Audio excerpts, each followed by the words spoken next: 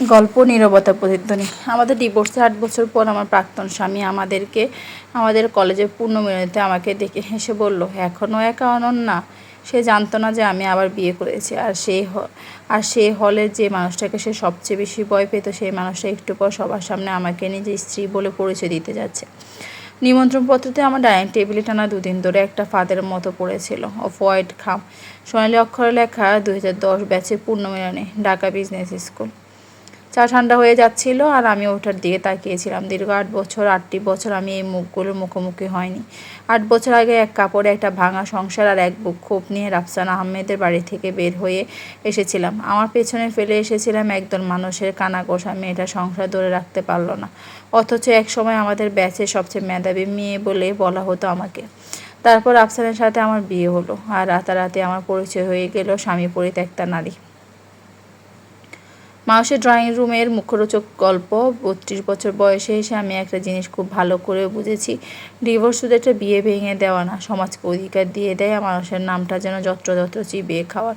রাফসানের কাজটা খুব নিখুঁতভাবে করেছিল। সে সবাইকে বলেছিল আমি নাকি বড্ড অহংকারী, ক্যারিয়ার ছাড়া কিছু বুঝি না, ভীষণ কোল্ড অ্যান্ড গড় কণ্ঠার কাজের অযোগ্য। সে কাউকে বলেনি যে কীভাবে আমার অল্প বেতনের চাকরিটা নিয়ে প্রতিনিয়ত খোঁটা দিত, বলেনি কীভাবে তার মা আমার আলমারি চেক করতো যেন আমি চোর। সেও বলেনি একদিন সে আমার এমবিএর সার্টিফিকেটটা মেঝেতে ছুঁড়ে ফেলে দিয়ে বলেছিল, ডিগ্রি দিয়ে তো আমার ভালো বউ হওয়া যায় না। এরপর আমি আর কোনো রিউনিয়নে যাইনি, একটাতেও না। কিন্তু এবার আমন্ত্রণপত্রের নিচে হাতে লেখা একটা লাইন ছিল, প্লিজ এসো অনন্যা, কিছু মানুষের দেখা দরকার তুমি আজ কোথায় পৌঁছেছো। কোনো নাম সই ছিল না, শুধু ওই একটা বাক্য। তাই আমি গেলাম। আমি একটা গাঢ় সবুজ রঙের জামদানি শাড়ি পরলাম, কানে ছোট্ট ডায়মন্ডের টপ আর মুখে সে শান্ত ভাব যা কোনো প্রশংসার অপেক্ষায় থাকে না। উত্তরা 5 স্টার হোটেলের বলরুমটা ফেয়ারি লাইট আর বিলাসী আবহাওয়ায় ঝলমল করছিল। পুরনো সহপাঠীরা একে অপরকে জড়িয়ে ধরে চিৎকার করেছিল। পুরুষেরা নিজেদের গাড়ির মডেল নিয়ে বড়াই করছিল, আর নারীরা তুলনা করেছিল তাদের সন্তান, বিদেশ ভ্রমণ, স্কিন ট্রিটমেন্ট আর স্বামীদের। আমি রেজিস্ট্রেশন ডেস্কের কাছে পৌঁছানোর মাত্র কে একজন ফিসফিস করে আমার নাম উচ্চারণ করলো, তারপর আরেকজন। পুরো রুমের মানুষ যেন হঠাৎ আমাকে মনে করতে পারলো অনন্যা রায়হান না। কতদিন পর, ওকে তো বেশ অন্যরকম লাগছে। একাই এসেছে নাকি? শেষ প্রশ্নটা রাফসানের গলা থেকে এসেছিল।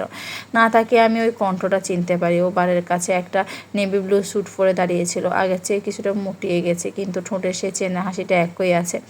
এমন একটা হাসি যেন এই পৃথিবীর সবচেয়ে ডমিনেন্স তারই। তার পাশে দাঁড়িয়েছিল তার দ্বিতীয় স্ত্রী নাবিলা। লাল শাড়ি আর হাত ভর্তি সোনার চুড়ি পরে সে আমার দিকে এমন এক অলস কৌতূহল নিয়ে তাকালো যেন রাতের ঘুমানোর আগে রাফসান তাকে আমার চরিত্রের সবচেয়ে কুৎসিত গল্পগুলো শুনিয়ে ঘুম পাড়াতো।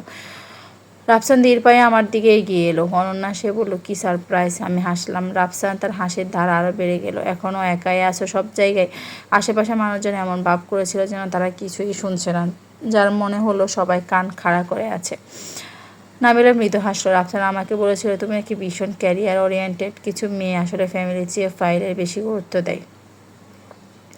আশেপাশে কয়েকজন অস্বস্তির হাসি আসলো। আমি আমার ব্যাগটা শক্ত করে ধরলাম। দুর্বলতার কারণ নয়, বরং পুরনো ক্ষতগুলো আর মালিককে চেনে বলেই। রাফসান আরও একটু কাছে এগিয়ে এলো। তুমি যে আসবে আগে জানালে পারতে, তোমার সাথে বসার জন্য অন্তত একটা পার্টনার ব্যবস্থা করে দিতাম। তোমার অনেক দয়া। আমি বললাম। সে হালকা হাসলো। এটাই তোমার সমস্যা, অতিরিক্ত ইগো। দেখলে তো অহংকার তোমাকে কোথায় এনে দাঁড় করালো। আমি তার দিকে তাকালাম। এই সে লোক যার জন্য আমি একসময় রাতে বালিশ বিছিয়ে কাঁদতাম। এই সে লোক যার নামে আমার পাসপোর্ট আর আইডি কার্ড থেকে মুছে ফেলতে গিয়ে আমার হাত কাঁপছিল মাসের পর মাস। অথচ সে ভাবছে সে যেখানে আমাকে ফেলে গিয়েছিল আমি আজও সেখানে থমকে আছি। সে তার গ্লাসটা বাতাসে তুলল। টু ওল্ড মেমোরিজ, আর আমাদের নতুন জীবনের জন্য আমরা অন্তত একটা পরিবার করতে পেরেছি। নাবিলা আলতো করে তার পেট হাতে রাখলো। সে প্রেগনেন্ট, অবভিয়াসলি। পুরো রুমের মানুষ সেটা নোটিশ করলো, আর রাফসান ঠিক সেটাই চেয়েছিল। কে একজন হাততালি দিল, কে অভিনন্দন জানালো। তারপর সে আবার আমার দিকে ঘুরলো। তা অনন্যা, এখনও কি কোনো ছোটোখাটো ফার্মে চাকরি করছো? আমার হাসি পেয়ে গেল। ছোটোখাটো ফার্ম, সে যদি জানতো। কিছু জবাব দেরিতে দিলেই বেশি সুস্বাদু লাগে। চাকরি করছে, আমি সংক্ষেপে বললাম। ভালো, সে উত্তর দিল। একাকী মানুষদের ব্যস্ত থাকাই শ্রেয়। কথাগুলো তীরের মতো এসে বিঁধল, ঠিক আগের মতোই নিষ্ঠুর আর চেনা। এক সেকেন্ডের জন্য আমি আবার 24-এর সেই মেয়েটি হয়ে গেলাম, যে রাফসানের মায়ের রান্নাঘরে দাঁড়িয়ে কাঁদছিল কারণ একটা রুটি পুড়ে গিয়েছিল, আর রাফসান ড্রয়িং রুমে বসে বন্ধুদের বলেছিল, বাদ দাও তো, ওসব ফ্যামিলি মেনটেন করা ওর কাজ না। ঠিক তখনই আমার ফোনটা ভাইব্রেট করলো, একটা মেসেজ, পিকটা 5 মিনিটে ঢুকছি। রাফসান নামটা দেখার আগে আমি স্ক্রিন কল লক করে দিলাম। ও সেটা খেয়াল করলো। বয়ফ্রেন্ড, সে হেসে জিজ্ঞেস করলো, না?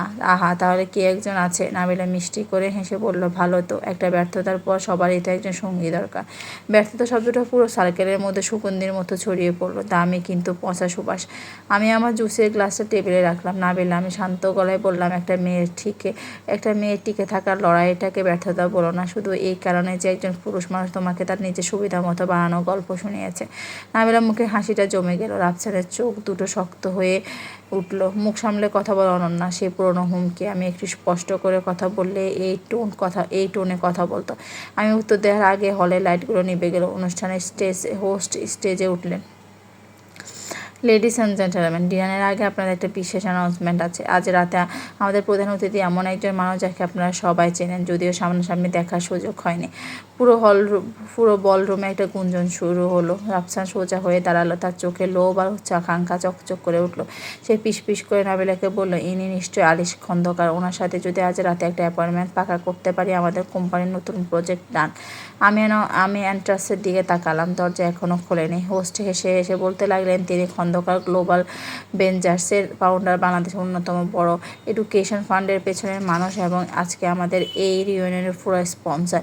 রাফসান তার স্যুটের কাফলিক ঠিক করলো। নাবিলা তার শাড়ির আঁচল টেনে নিল। হলের অর্ধেক মানুষ দরজার দিকে ঘুরে তাকালো। তখনই হোস্ট শেষ লাইনটি বললেন, কিন্তু ওনাকে স্টেজে ডাকার আগে ওনার একটা ব্যক্তিগত অনুরোধ আছে। উনি বলেছেন উনি আজ রাতে এখানে কোনো চিফ গেস্ট হিসেবে প্রবেশ করতে চান না, বরং এই 2010 ব্যাচের সবচেয়ে স্ট্রং এবং সাকসেসফুল মেয়েটির স্বামী হিসেবে প্রবেশ করতে চান। রাফসান মনে মনে হেসে পিস করলো, কার ভাগ্য খুলে গেল রে বাবা। ঠিক তখনই বল রুমের বিশাল দরজা দুটো খুলে গেল, আর ভেতরে পা দেখে দেশের অন্যতম শীর্ষ ব্যবসায়ী আরিশ খন্দকার পুরো হলের ভিড়ের মাঝে সবার প্রথমে যার চোখ খুঁজছিলেন সেটিই ছিলাম আমি। আরিশ খন্দকার যখন চারকোল কালারে একটা বন্ধ গলা স্যুট পরে হলরুমে ঢুকলো, তখন তার কাঁধে বাইরের বৃষ্টির দুপোটা জল চকচক করছিল। সে অনুষ্ঠানে হোস্টের দিকে তাকালো না, বড় ইনভেস্টরদের দিকেও তাকালো না, এমনকি সেসব পুরুষের দিকেও তাকালো না যারা ইতিমধ্যে হ্যান্ডশেক করার জন্য নিজেদের কোট ঠিকঠাক করে। মুখে সেরা হাসিটা ফুটিয়ে হিসাব করছিল কীভাবে একটা পরিচয়কে বিজনেসে রূপ দেওয়া যায়। সে শুধু আমার দিকে তাকালো। 1 সেকেন্ডের জন্য পুরো রুমের মানুষ যেন কিছুই বুঝতে পারলো না। তারপর আরিশ হাসলো। সে হাসিটা খবরের কাগজের পাতায় দেখা কোনো আনুষ্ঠানিক হাসি ছিল না। বিজনেস ম্যাগাজিনের কভারে থাকা সে মাপা হাসি ওটা ছিল না। ওটা ছিল একদম আসল হাসি, যে হাসিটা আমি রোজ সকালে দেখি। তো যখন ও ব্যালকনিতে এসে দেখে আমি এক কাপ ঠান্ডা চা পাশে নিয়ে মগ্ন হয়ে বই পড়ছি, যে হাসিটা এখনও আমাকে অনুভব করায় দীর্ঘ এতগুলো বছর লোকচক্ষুর আড়ালে থাকার পর অবশেষে কে একজন আমাকে খুঁজে পেয়েছে। সে আমার দিকে এগিয়ে এলো, ধীরে পায়ে সুনির্দিষ্ট লক্ষ্য নিয়ে। তার প্রতিটি পদক্ষেপের সাথে সাথে রাফসানের মুখ থেকে কিছু একটা হারিয়ে যাচ্ছিল। প্রথমে গেল আত্মবিশ্বাস, তারপরে গেল বিদ্রোহের ভাব, সবচেয়ে মুখের রং। আরিশ যখন আমার পাশে এসে দাঁড়ালো, রাফসান তখন এমন একজন মানুষের মতো দেখাচ্ছিল যে নিজের আয়নায় হুট করে কোনো অপরিচিত মানুষকে দেখছে। সরি, আমার একটু দেরি হয়ে গেল, আরিশ শান্ত গলায় বলল। আমি ওর দিকে তাকালাম। তুমি তো বলেছিলে 5 মিনিট। ঢাকার ট্রাফিক তো আর বিলেনিয়াররা দেখে ভয় পায় না। পুরো রুমে একটা মৃদু হাসি রোল গেল, কিন্তু সেটা ছিল ভীষণ নার্ভাস একটা হাসি, কারণ সবাই তখন আমাদের দিকেই তাকিয়ে। আরিশ এবার রাফসানের দিকে ঘুরল, রুক্ষভাবে নয়, নাটকীয়ভাবে নয়, যতটুকু দরকার। মিস্টার আহমেদ, সে বলল। রাফসান চোখের পলক ফেলল। আপনি আমাকে চেনেন? আরিশের হাসিটা আগের মতোই শান্ত রইল। আর প্রতি সপ্তাহে আমার অফিসে প্রপোজাল পাঠায়, তাদের বেশিরভাগকে আমি চিনি। রাফসান শুকনো ঢোক গিলল। অবশ্যই স্যার, আমি আসলে আমাদের লজিস্টিক্স এক্সপ্লেনেশনস নিয়ে আপনার সাথে দেখা করার চেষ্টা করেছিলাম। আর এক হাত তুলে তাকে থামিয়ে দিল। আজকের রাতটা ওসবের জন্য নয়। তারপর সে আমার হাতটা নিজের হাতের মুঠোয় নিল। আমাকে প্রদর্শনের জন্য নয় বা কোনো জেদ দেখানোর জন্য নয়, শুধু এই কারণে যে যখনই আশেপাশে পরিবেশটা একটু বেশি রুড হয়ে ওঠে, ও সবসময় এভাবে আমার হাত ধরে। তার আমার আঙ্গুলগুলোর ফাঁকে আটকে গেল উষ্ণ স্থির এক টুকরো চেনা আশ্রয়। অনুষ্ঠানে হোস্ট হঠাৎ করে তার কর্তব্যের কথা মনে করে মাইক্রোফোনে বলে উঠলেন, ladies and gentleman, please welcome mister Arish Khandakar এবং ওনার সহধর্মিণী মিসেস অনন্যা খন্দকার। সহধর্মিণী শব্দটা রেশমির কাপড়ের নিচে লুকিয়ে থাকা বজ্রপাতের মতো পুরো হলে ছড়িয়ে পড়ল। নাবিলার মুখের হাসিটা সবার আগে মিলিয়ে গেল। রাফসান আহমেদের জোড়া হাতের দিকে তাকিয়ে রইল, তারপর আমার মুখের দিকে, তারপর আরিশের দিকে। তার মুখটা সামান্য হা হয়ে গেল, কিন্তু কোনো শব্দ বের হলো না। পেছন থেকে কেউ একজন পিস করে বলল, ওনার স্ত্রী। আরেকটা কণ্ঠ বলল, অনন্যা আরিশ খন্দকারকে বিয়ে করেছে। তারপর তৃতীয় একটা মৃদু কিন্তু নিষ্ঠুর কণ্ঠ ভেসে এলো, রাফসান এটা জানতো না। না, সে জানতো না, কারণ ডিভোর্সের পর রাফসান নিশ্চিত করেছিল যে সবাই শুধু তার গল্পটাই শোনে, আর আমি নিশ্চিত করেছিলাম যেন কেউ আমার গল্পটা জানতে না পারে। আমি আমাদের বিয়ের কোনো ছবি সোশ্যাল মিডিয়ায় পোস্ট করিনি। কলেজের গ্রুপগুলোতে আমার নতুন জীবনের কোনো ঘোষণা দিইনি। আদালতের প্রমাণের মতো পুরনো সহপাঠীদের কাছে আমার সুখের কোনো প্রমাণ পাঠাইনি। আমি শুধু বেঁচে ছিলাম, আর এই নিস্তব্ধতার মধ্যে সুন্দরভাবে বেঁচে থাকাটা এমন এক প্রতিশোধ হয়ে উঠেছিল যা রাফসান কখনো কল্পনাও করতে পারেনি। আরিশ আমার পিঠে আলতো করে হাত রাখলো। যাবে? আমি বুঝলাম ও কি বলতে চাইছে। স্টেজে এই রুম ভর্তি মানুষ, আর এই মুহূর্তটা। আমি মাথা নাড়ালাম। আমরা দুজনে একসাথে রাফসানের পাশে হেঁটে গেলাম। নাবিলা হাত টেনে ধরার আগ পর্যন্ত এক চুলও নড়েনি। ও যখন এক পা পিছিয়ে গেল, আমি শুনলাম ও পিস করে ডাকলো, অনন্যা। আমি থামলাম না। স্টেজের আলোটা বেশ উষ্ণ, কিছুটা তীব্র ছিল। সেখানে থেকে হলে প্রতিটা মুখ স্পষ্ট দেখা যাচ্ছিল। পুরনো বন্ধু, পুরনো বিচারক, পুরনো গল্পকারী মানুষগুলো, যে মানুষগুলো একসময় আমার পতন দেখেছিল এবং সেটাকে বিনোদন হিসেবে নিয়েছিল। যে মানুষগুলো কখনো জানতে চায়নি আমি কেমন আছি, কারণ আমার কষ্টের চেয়ে রাফসানের বানানো গল্পটা তাদের কাছে বেশি মুখরোচক ছিল। আর এসে মাইক্রোফোনটা হাতে নিল আমাকে আমন্ত্রণ জানানোর জন্য। ধন্যবাদ, সে বলল। যদিও টেকনিক্যালি ইভেন্টটা স্পন্সর করার পর আমি নিজেকে আমন্ত্রণ জানিয়েছি। মানুষজন হেসে উঠল। এরপর হাসিটা ছিল স্বাভাবিক। সে বলতে থাকলো, আমি আজ রাতে এসেছি কারণ আমার স্ত্রী এখানে পড়াশোনা করেছে। সে এই জায়গার কথা এক ধরনের জটিল ভালোবাসা নিয়ে বলে। জটিল ভালোবাসা শব্দটা একদম আলিশের মতো। ও কখনো ক্ষতগুলোর অনুমতি না নিয়ে সেগুলোকে বক্তৃতার রূপ দেয় না। যখন অন্যার সাথে আমার প্রথম দেখা হয়, আলিশ বলল সে তখন আমার একটা এডুকেশন ফান্ডে লিডারশিপ রোলের জন্য ইন্টারভিউ দিচ্ছিল। বোর্ডের বাকি মেম্বাররা গ্রোথ নিয়ে একটা চমৎকার কর্পোরেট উত্তরের আশা করেছিল। তার বদলে সে 15 মিনিট ধরে ব্যাখ্যা করেছিল কেন প্রতিভাবান নারীরা এমন সিস্টেম ছেড়ে চলে যেতে বাধ্য হয় যা তাদের উচ্চ আকাঙ্ক্ষাকে সবসময় স্বার্থপরতা বলে আখ্যা দেয়। আমার গলাটা বুঝে এলো। আমার সেই ইন্টারভিউর কথা মনে পড়ে গেল। আমার পরনে ছিল একটা সাধারণ নীল রঙের সুতি শাড়ি। আত্মবিশ্বাসটা ছিল ধার করা। আমি 5 জন এক্সিকিউটিভের সামনে বসে ভাবছিলাম, যদি আমি ব্যর্থ হই, অন্তত নিজের সত্তা নিয়ে ব্যর্থ হব। আরিশ আমার দিকে ক্ষণিকের জন্য তাকালো। সে একমাত্র ক্যান্ডিডেট ছিল যে আমাদের ফাউন্ডেশনের মডেলটাই ভুল ছিল বলে ধরিয়ে দিয়েছিল। কয়েকজন মৃদু হাসলো। চাকরিটা ওই পেয়েছিল। ও বলল, এই জন্য নয় যে সে আমাদের ইমপ্রেস করেছিল, বরং এই জন্য সে আমার বাধ্য করেছিল নিজেদের আরও উন্নত করতে। আমাদের মনে একটা ইতিবাচক ভয় তৈরি করে। হলের ভেতরে পরিবেশটা এবার আরও সহজ হয়ে উঠল। আমি রাফসানের দিকে তাকালাম। ও বারের কাছে আড়ষ্ট হয়ে দাঁড়িয়েছিল। পাশে নাবিলা নিজের পেটে এক হাত সুরক্ষার মতো চেপে ধরে রেখেছিল। রাফসান চোখ এখন আর আরিশের দিকে নেই, ও আমার দিকে তাকিয়েছিল। সেই চোখে ভালোবাসা ছিল না, এমনকি অনুশোচনা ছিল না, ছিল শুধু হিসাব নিকাশ। সে একই পুরনো হিসাব নিকাশ যা আমি আগে দেখতাম, যখন ও ঠিক করতো কোনটা অপমান আর সবার সামনে করা যাবে, কোনটা গাড়িতে ওঠার জন্য তুলে রাখার দরকার। আজ বলতে থাকলো, আজ রাতে আমাকে সাফল্যের ব্যাপারে কথা বলতে বলা হয়েছিল, কিন্তু আমি বড় মর্যাদা নিয়ে কথা বলতে চাই, কারণ মর্যাদা ছাড়া সাফল্য কেবলই একটা পারফরমেন্স হয়ে দাঁড়ায়। আর অনেকে খুব ভালো পারফরমেন্স করতে পারেন। রুমের মানুষজন ইঙ্গিতটা বুঝতে পেরে কিছুটা অস্বস্তির সাথে নড়ে চড়ে বসলো। আরিশ রাফসানের দিকে তাকালো না, তার তাকানোর প্রয়োজনও ছিল না। আমার স্ত্রী আমাকে শিখিয়েছে যে অপমানের পর নিজেকে নতুন করে গড়ে তোলার কোনো কামব্যাক স্টোরি নয়, এটা একটা দৈনন্দিন সাধনা। কখনো কখনো এর মানে হলো হাত কাঁপতে থাকা সত্ত্বেও একটা নতুন ফ্ল্যাটের লিজে সই করা। কখনো এর মানে হলো রাতের খাবারে একাকী বসে থাকা, তাও সেই মানুষের কাছে ফিরে না যাওয়া যে আমাকে ভেঙে চুরমার করে দিয়েছিল। কখনো এর মানে হলো এই নীরবতা, একটা নতুন জীবন গড়ে তোলা, যাতে যারা তোমাকে জীবন্ত কবর দিয়েছিল তারা যেন তোমার কবরের সাথে কথা বলতে থাকে। আমার চোখ দুটো ভিজে উঠেছিল। আমি নিচের দিকে তাকালাম। আরিশের বুড়ো আঙুলটা আমার হাতের আঙুলের উপর আলতো করে নড়ে উঠলো। ছোট কিন্তু ভরসা জাগা নিয়ে একটা স্পর্শ। আমি কাঁদলাম না, এখনো নয়, এখানে নয়, ওদের সামনে তো নয়। তারপরও হাসলাম। আজই রাতে আমার বক্তব্য সংক্ষিপ্ত করবো। 2010 ব্যাচ আপনাদের অভিনন্দন। আপনাদের মধ্যে কেউ কোম্পানি করেছেন, কেউ পরিবার করেছেন, কেউ নিজেদের নতুন করে করেছেন। যখন মানুষ আপনাদের নীরবতাকে পরাজয় ভেবে ভুল করেছিল, এই শেষ কাজটাকে সবচেয়ে কঠিন। হাততালি শুরু হলো। প্রথমে ধীর, তারপর সেটা জোরালো হয়ে উঠলো। কয়েকজন মানুষ দাঁড়িয়ে পড়লেন। হয়তো আরাসের জন্য, হয়তো আমার জন্য, কিন্তু কিংবা হয়তো এই জন্য যে ক্ষমতার মোড়কে মোড়ানো থাকলে সবাই আসলে ঘুরে দাঁড়ানোর গল্পটাই ভালোবাসে। আমার স্টেজের থেকে নেমে এলাম, সাথে সাথে ঘরের পরিবেশটা বদলে গেল। যে নারীরা একটু আগে একা বলে ফিসফিস করেছিল তারা এখন উজ্জ্বল চোখে এগিয়ে এলো। অনন্যা, তুমি তো আমাদের বলতেই পারতে তোমাকে দারুণ লাগছে। আমরা সবসময় জানতাম তুমি বড় কিছু করবে। মিথ্যা, নরম সামাজিক মিথ্যা, যে মিথ্যাগুলো মানুষ ব্যবহার করে জয়ী দলের দিকে ঝুঁকে পড়ার মতো, যাতে কখনো স্বীকার করতে না হয় যে তারা অন্য পক্ষে ছিল। আমি ভদ্রভাবে হাসলাম।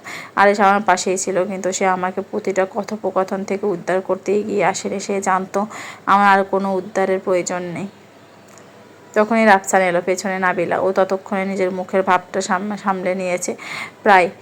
আরিশ স্যার, সে জোর করে হেসে বলল, জগৎটা আসলে খুব ছোট নয়। আরিশ উত্তর দিল, শুধু সঠিক জায়গাটা আছে। রাফসান আবার হাসলো, কিন্তু কেউ তার হাসিতে যোগ দিল না। সে আবার অন্যদিকে ঘুরল। অনন্যা, তুমি তো কখনো বলনি। আমি মাথাটা সামান্য কাত করলাম। তুমিও তো কখনো জিজ্ঞেস করনি। তার চোয়াল শক্ত হয়ে গেল। নাবিলা এগিয়ে এলো। অভিনন্দন, সে বলল, কিন্তু শব্দটা কেমন যেন তেতো শোনালো। ধন্যবাদ, আমি উত্তর দিলাম। তার চোখে আমার হাতের দিয়ে গেল। আমার বিয়ের আংটিটা ছিল খুব সাধারণ প্লাটিনামের, কোনো বিশাল ডায়মন্ড ছিল না তাতে। জাঁকজমকহীন ব্যঙ্গ করার মতো কিছু খুঁজে না পেয়ে সে যেন কিছুটা হতাশ হয়ে গেল। রাফসান বলল, আমি তোমার জন্য খুশি। না, তুমি নও। কথাটা খুব শান্তভাবে আমার মুখ থেকে বের হলো। আমাদের চারপাশের বাতাস যেন হঠাৎ থমকে গেল। আরিশ এক চুল নড়ল না। নাবিলার চোখ বড় বড় হয়ে গেল। রাফসানের হাসিটা কঠিন হয়ে উঠল। এখনো আগের মতোই ডিরেক্ট কথা বলো, এখন আগের মতোই সৎ। সে চারদিকে তাকালো, বুঝতে পারলো মানুষ আবার আমাদের কথা শুনছে। জানো না, আমার একটু আগে জাস্ট মজা করেছিলাম, তাই নাকি? নাবিলার মুখ লাল হয়ে গেল। রাফসান গলা নামিয়ে বলল, ব্যাপারটা অকওয়ার্ড করো না। আমার হাসি পেয়ে গেল। অকওয়ার্ড যারা নিজেরা নিষ্ঠুরতা তৈরি করে এবং তারপরে তা প্রতিদ্বন্দ্বিতে ভয় পায়, এটা তাদের প্রিয় শব্দ।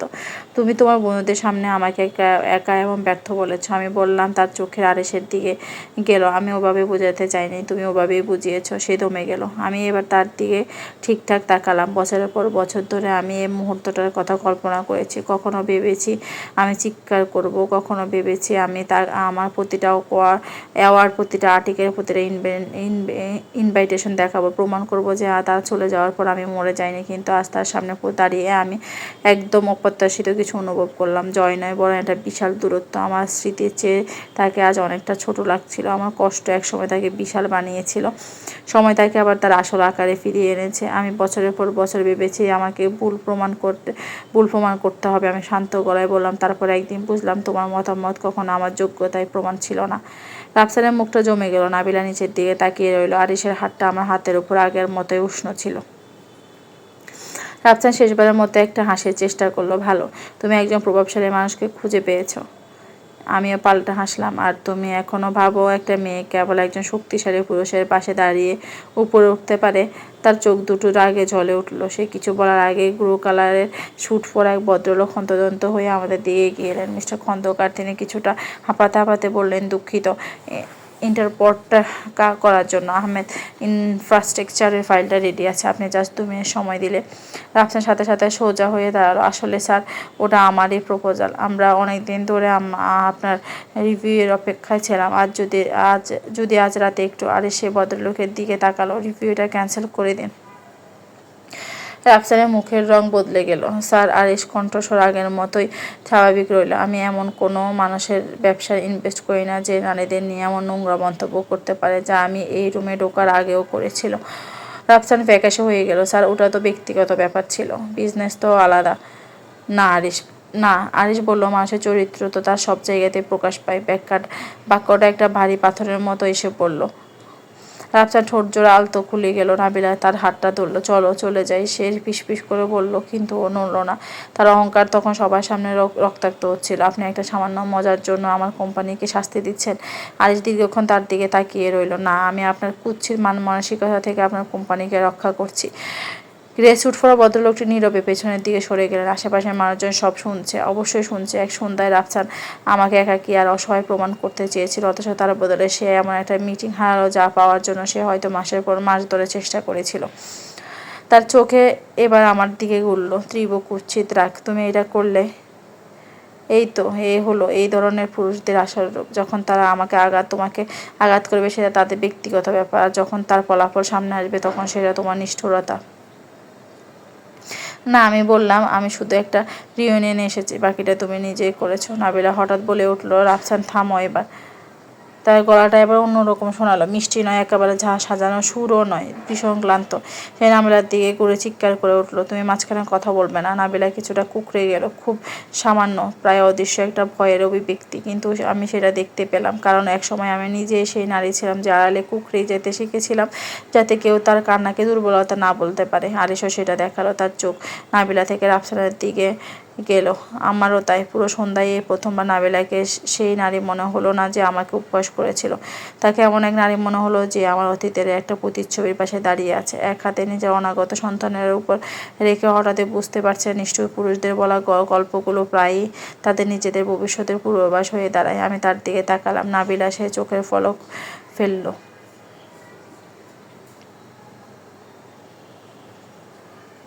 কাউকে কখনো তোমার এত ছোট করতে দিও না, শুধু এই কারণে যে অন্য কাউকে অযোগ্য বলে প্রমাণ করতে চেয়েছিল। তার মুখের ভাব বদলে গেল। রাফসান গর্জে উঠল, আমার স্ত্রীর সাথে কথা বলবে না। আমি তার দিকে তাকালাম। ঠিক বলেছ, শব্দটা একদম সঠিক জায়গায় লাগলো। তার স্ত্রী, তার সম্পত্তি, তার তৈরি করা গল্প, তার পুরনো প্যাটার্ন। নাবিলা তার পেটের উপর হাতটা আরো শক্ত করে চেপে ধরলো। সে কোনো কথা বলল না, কিন্তু তার চোখের ভেতরে কিছু একটা ওলটপালট হয়ে গেছে। হোস্ট ডিনারের ঘোষণা দিলেন। মানুষজন স্বস্তির সাথে চারিদিকে ছড়িয়ে পড়লো। পরনিন্দা আর কেলেঙ্কারি মানুষকে ক্ষুধার্ত এবং একই সাথে অস্বস্তি ফেলে দেয়। আমি ভেবেছিলাম আজকে রাতে সবচেয়ে খারাপ অংশটুকু শেষ হয়ে গেছে, কিন্তু আমি বলছিলাম। ডিনারের সময় আরিশকে কয়েকজন ব্যবসায়ী তাদের টেবিলে ডেকে নিলেন। আমি ওকে বললাম চলে যেতে। আমি ঠিক আছি, আমি বললাম। সে আমার দিকে মনোযোগ দিয়ে তাকালো। আমি জানি এটাই ছিল রাফসান আর আরিশের মধ্যে পার্থক্য। রাফসান আমি ঠিক আছি শুনলে ভাবতো যে পারমিশন পেয়ে গেছে চলে যাওয়ার, আর আরিশ সেটাকে আরো শক্ত হিসাবে দেখতো, অবহেলা হিসাবে নয়। সে ইনভেস্টরদের টেবিলের দিকে যাওয়ার আগে আমার কপালে আলতো একটা চুমু খেলো। কোনো নাটকীয়তা নয়, কোনো শো অফ নয়, দর্শকের হাততালি, ক্ষুধা ছাড়াই শুধু এই ভালোবাসা। আমি একটু খোলা বাতাসের জন্য হোটেলের ব্যালকনিতে দিকে তাকালাম। নিচে রাতের ঢাকা শহরটা কাছের বহুতল ভবন আর একাকী জানালা দিয়ে ঝলমল করছিল। আমি মাত্র একটা দীর্ঘশ্বাস নিয়েছি, তখন নাবিলা পেছন থেকে ব্যালকনিতে এলো। হলের ভেতরে আলো ছাড়া তার মুখটা অনেক কম বয়সী লাগছিল। ওকে আপনাকে মারধর করতো? সে একদম সরাসরি প্রশ্নটা করলো। প্রশ্নটা এতটা আকস্মিক ছিল যে আমি প্রায় ভারসাম্য হারিয়ে ফেলেছিলাম। আমি বললাম, কি? রাফসান সে বলে আপনাদের বিয়ের সময় ওকে আপনার গায়ে হাত তুলতো? আমাদের মাঝখানে কি রাতের ঠান্ডা হাওয়া বয়ে গেল? আমি সাথে সাথে উত্তর দিলাম, না, কিছু সত্যকে খুব সাবধানে সামলাতে হয়। একবার আমি বললাম, তারপরেও আমার চেয়েও জোরে জোরে কেঁদেছিল এবং আমাকে বাধ্য করেছিল ওকে সান্ত্বনা দিতে। এরপর থেকে ওর গায়ে হাত তুলেনি, শব্দ দিয়ে আঘাত করতো। নাবিলা চোখ বন্ধ করলো। তার গালে বেয়ে একটা জলের ফোঁটা নেমে এলো। ও আমার গায়ে হাত তোলেনি এখনো, সেই শব্দটা মুখে বলেনি, কিন্তু আমি শুধু শুনতে পাচ্ছিলাম না। আমি জিজ্ঞেস করলাম, ও ডোক খুব রেগে যায়, সবার সামনে নয়। ও বলে আমার প্রেগনেন্সি হরমোনের কারণে আমি নাকি একটু বেশি নাটকীয় করছি। ও আমার ফোন চেক করে, কারণ ও বলে বিশ্বাসের জন্য নাকি স্বচ্ছতা দরকার। ও আমার পুরনো বন্ধুদের সাথে আমাকে দেখা করতে দিতে চায় না। ও বলে বাচ্চা জন্মের পর আমার আর চাকরি করার দরকার নেই, বাচ্চাদের নাকি মায়ের কাছেই থাকা উচিত। আমার বুকটা ভারী হয়ে এলো। অন্য একটা দশক, কিন্তু স্ক্রিপ্টটা একদম এক। আমি পুরোপুরি তার দিকে করলাম। তোমার কি নিজের কোনো ব্যাংক অ্যাকাউন্ট আছে? সে কিছুটা লজ্জিত দেখালো। ও বলেছিল জয়েন্ট অ্যাকাউন্ট করাই ভালো। তোমার দরকারি কাগজপত্র সব ওর বাড়িতে, ফটোকপি আছে। সে মাথা নাড়ল। আমি আমার ক্লাস ব্যাগটা খুললাম, একটা কার্ড বের করে তার দিকে বাড়িয়ে দিলাম। আমার লয়ারের কার্ড। আরিশের লয়ার নয়, আমার নিজের। তোমার প্রয়োজন পড়ার আগে ওকে একটা কল দিয়ে রেখো। নাবিলা কার্ডটার দিকে তাকিয়ে রইল। আমি আপনার সাথে খুব খারাপ ব্যবহার করেছি। হ্যাঁ, করেছো। তাহলে আমাকে সাহায্য করেছেন কেন? আমি কাছের দরজার ওপাশ দিয়ে হলের ভেতরে তাকালাম। রাফসান সেখানে দাঁড়িয়ে দুজন সহপাঠীর সাথে খুব জোরে জোরে হাসছিল। ইতিমধ্যে সে নিজের ইমেজটা সবার সামনে আবার নতুন করে তৈরি করার চেষ্টা করছে, কারণ ও আজ যে রূপে আছে তার আগের রূপটা কেমন হয় তা আমি খুব ভালো করে জানি। সে কাঁপানো আঙ্গুলে কার্ডটা নিল, তারপর ফিসফিস করে বলল, ও আমাকে বলেছিল আপনি নাকি চলে গেছেন কারণ আপনার বাচ্চা হচ্ছিল না। এক সেকেন্ডের জন্য আমার নিঃশ্বাস বন্ধ হয়ে গেল। এই তো সেই মিথ্যা, যা আমি কখনো সবার সামনে খণ্ডন করিনি, সে ক্ষত যা বছরের পর বছর ধরে বিক্রি করে এসেছে। আমি মুখ ফিরিয়ে নিলাম, যে সেই কারণে আমি চলে আসিনি। নাবিলার গলাটা নরম হয়ে এলো। আপনি কি বাচ্চা চেয়েছিলেন? সন্তান শব্দটা এখন আমার ভেতরে একটা গভীর জায়গায় জুড়ে আছে। এখন আর সেটা কাঁচা ক্ষত নয়, কিন্তু ভীষণ পবিত্র। আমি এবার কনসেপ্ট করেছিলাম। আমি বললাম। নাবিলা নিজের মুখ চেপে ধরলো। ও হয়তো আমাকে বলেছিল আপনি কখনো 4th মাসে আমার মিসক্যারেজ হয়ে যায়। ও তখন দুবাইতে ছিল আর ওর মা বলেছিল হয়তো ঈশ্বর জানেন আমি নাকি মা হওয়ার যোগ্য নয়। নাবিলা এবার কেঁদে ফেলল, শুধু পেটের জন্য নয়, নিজের জন্য, নিজের পেটের ভেতরে সন্তানটার জন্য। তার চোখের সামনে হঠাৎ ভেসে ওঠে নিজের ভবিষ্যতের জন্য। আই এম সরি, সে ফিসফিস করলো, আই এম সরি টু। আমাদের মাঝে একটা নীরবতা নেমে এলো। সেটা বন্ধুত্ব ছিল না, ক্ষমাও ছিল না, তার চেয়ে জটিল কিছু একটা ছিল, একে অপরকে চিনতে পারার এক অদ্ভুত অনুভূতি। ঠিক তখনই তার ফোনটা বেজে উঠল। স্ক্রিনে রাফসানের নাম। তার মুখ প্রকাশের আগে তার শরীর ভয়ে প্রতিক্রিয়া দেখালো। সে ছেনা ছোট্ট বয়টা। আমি স্ক্রিনের দিকে তাকালাম, তারপর তার দিকে। ভয়ের কারণে কখনো ফোন ধরবে না, সে আমার দিকে তাকিয়ে রইল। ফোনটা বাজতেই থাকলো, তারপর সে ধীরে ধীরে কলটা কেটে গেল। প্রথম অস্বীকৃতিটা কখনোই খুব জোরালো হয় না, কখনো কখনো এটা কেবল স্ক্রিনের উপর একটা আঙ্গুলের আলতো ছোঁয়া মাত্র। ভেতর থেকে রাফসান ব্যালকনির দিকে ঘুরল। তার চোখ প্রথমে নাবিলাকে খুঁজলো, তারপর আমাকে। তার মুখটা শক্ত হয়ে গেল। নাবিলা এক পা পিছিয়ে গেল। আমি একবার তার হাতটা ধরলাম, খুব সংক্ষেপে। তুমি একা নও, আমিও বললাম। তার ঠোঁট কাঁপছিল। আমি ভেবেছিলাম আপনি একা। ও তাই ভেবেছিল। আমরা যখন হল রুমে ফিরে এলাম, রাফসান ডেজার্ট টেবিলের কাছে অপেক্ষা করেছিল। তোমরা দুজন কি নিয়ে কথা বলছিলে? নাবিলা মুখ খুললো, কিন্তু কোনো শব্দ বের হলো না। আমি বললাম রেসিপি নিয়ে। তার চোখ শুরু হয়ে গেল। অনন্যা, আমার পরিবার থেকে দূরে থাকো। আমি নাবিলার দিকে তাকালাম, তারপর তার দিকে। ওদের যত্ন ঠিকঠাক নাও, তাহলে অন্য কোনো কাউকে এগিয়ে আসতে হবে না। তার হাতটা মুষ্টিবদ্ধ হয়ে গেল। রাফসান কিছু বলার আগে আরিশ আমার কাছে এসে দাঁড়ালো, তাড়াহুড়ো করে নয়, তার আর বা কোনো হুমকি দেওয়ার ভঙ্গিতে নয়, শুধু তার উপস্থিতি দিয়ে। সব ঠিক আছে? সেই জিজ্ঞেস করলো। রাফসান এক পা পিছিয়ে গেল। হ্যাঁ, সে দাঁতে দাঁত চেপে বলল, সব পারফেক্ট। রাতের শেষটা ছিল কিছু জোরপূর্বক ছবি তোলার মধ্য দিয়ে। পুরনো সহপাঠীরা স্টেজের কাছে জড়ো হয়েছিল। কেউ একজন জোর করে আরিশ আর আমাকে একদম মাঝখানে দাঁড়াতে। রাফসানা নাবিলাকে একপাশে ঠেলে দেওয়া হলো। ফটোগ্রাফার কাউন্ট করলো 3, 2, 1 ফ্ল্যাশ। ছবিটা আরিশের হাতে আমার কাঁধের উপর আলতো করে রাখা ছিল। আমি হাসলাম, কোনো কিছু প্রমাণ করার জন্য না, শুধু এই কারণে যে আমি আর ছোট্ট সে 8 বছর আগের মেয়েটি নয়, যাকে রাফসান একটা ভাড়া করা বিছানায় কাঁদিয়ে ফেলে রেখে চলে গিয়েছিল।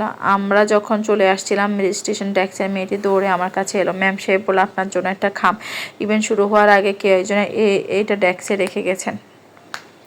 আমি এটা নিলাম। বাইরে কোনো নাম লেখা ছিল না, ভেতরে ছিল একটা ভাঁজ করা চিরকুট। হাতের লেখা আমার অপরিচিত ছিল, কিন্তু বাক্যটা আমার সাথে সাথেই চিনতে পারলাম। প্লিজ এসো অনন্যা, কিছু মানুষের দেখা দরকার। তুমি আজ কোথায় পৌঁছেছো?